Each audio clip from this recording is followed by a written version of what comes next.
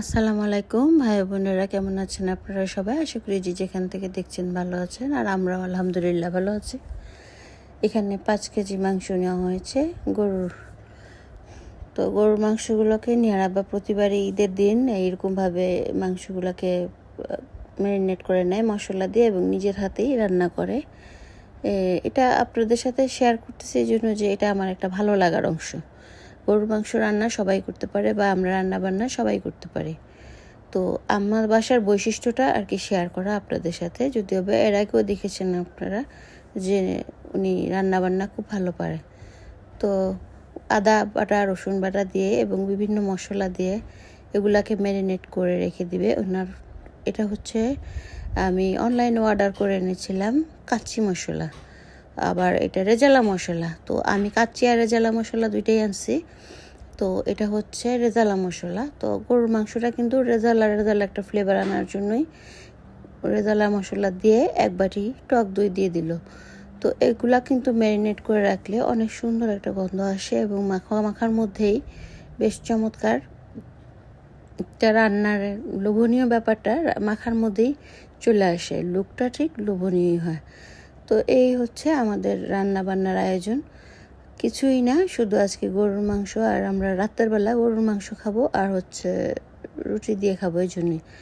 তো মালয়েশিয়াতে first time আমরা কোরবানি ঈদ করেছি।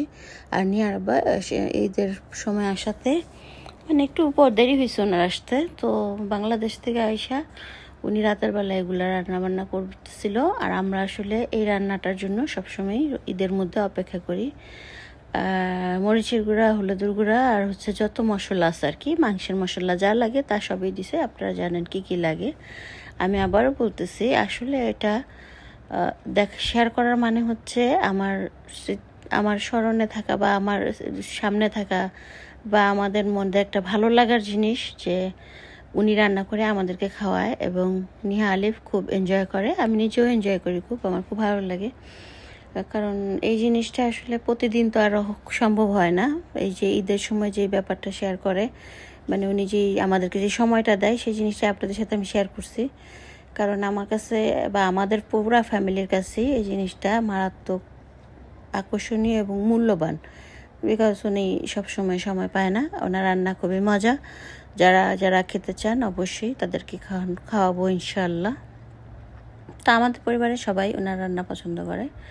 এখন কিন্তু সব মশলাই ঢেলে দিল, জাস্ট হেল্পিং হ্যান্ড হিসেবে আমরা আছি আশেপাশে। লবণ, মরিচ, হলুদ যা লাগে মাংসে, এর মধ্যে শুধু স্পেশাল মশলা ছিল আপনার রেজালা মশলাটা। এটা অনলাইনে অর্ডার দিয়ে আনছিলাম বাংলাদেশ থেকে। আমি বাংলাদেশ থেকে সবসময় অনলাইনে অর্ডার দিয়ে মশলাগুলো আনি। এখানে মশলা ঘর আছে, কাচ্চি ঘর আছে, কাচ্চি মশলা, বিভিন্ন মশলা গৃহিণীদের রাস্তায় এইরকম। তো এইরকম মশলাগুলো আমি অনলাইনে অর্ডার দিয়ে বাংলাদেশেও ব্যবহার করতাম, এখানেও নিয়ে আইসা ব্যবহার করি।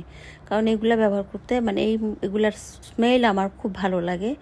মাংস বা মাছের রান্নার মানে ওই অনলাইনের যে মাছ মশলাগুলো আনি সেগুলোর গুণ আরও মানে রান্নার আরও বাড়িয়ে দেয় স্বাদটা।